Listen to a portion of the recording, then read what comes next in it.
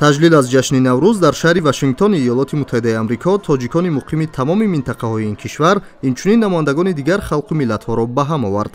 намоиши либосҳои миллӣ, хони ҳафтсину ҳафтчин ва суруду таронаҳои марғуби тоҷикӣ имкон дод, ки шаҳрвандони мо шукӯҳу азамати ин ҷашни миллиро дар он сӯи уқёнус ҳам эҳсос намуда, лаҳзае ёди зебоиҳои ватан ва арзишҳои баланди фарҳангии онро дошта бошанд.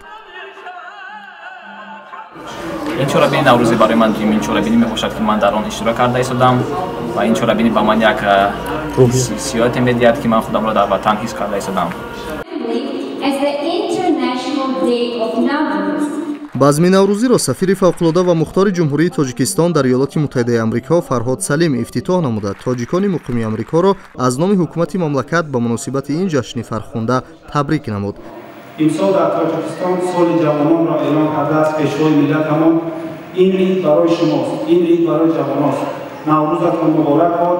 сипас муовини ёвари котиби давлатии Иёлоти Муттаҳидаи Амрико оид ба Осиёи Марказӣ Денел Розенблюм ҳозиринро бо фарорасии баҳору наврӯзи фархундапай шодбош гуфта, ба фарҳангу тамаддуни тоҷикон ва нақши он дар таҳкими тамаддуни ҷаҳонӣ баҳои баланд дод. дар идомаи базми наврӯзӣ чорабинии фарҳангӣ, муаррификунандаи рақсу сурудҳои марғуби тоҷикӣ ва дигар ҷузъиёти фарҳанги миллӣ манзури аҳли толор гардид.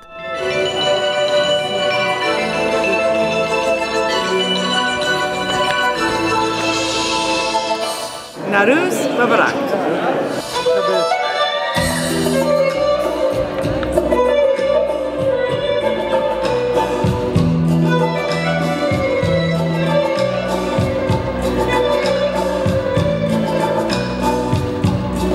наврӯз шуду ҷумла ҷаҳон гашт муъаттар аз бӯи хуши сунбулу райҳон санавбар.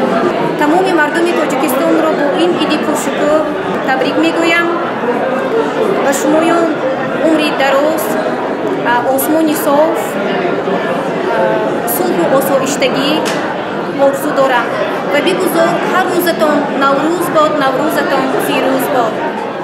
масъулини сафорати ҷумҳурии тоҷикистон дар Иёлоти Муттаҳидаи Амрико азм доранд, ки чунин чорабиниҳои фарҳангиро ба таври мунтазам баргузор намуда, ба ин восита робитаи миёни тоҷикони муқими ин кишварро нигоҳ доранд.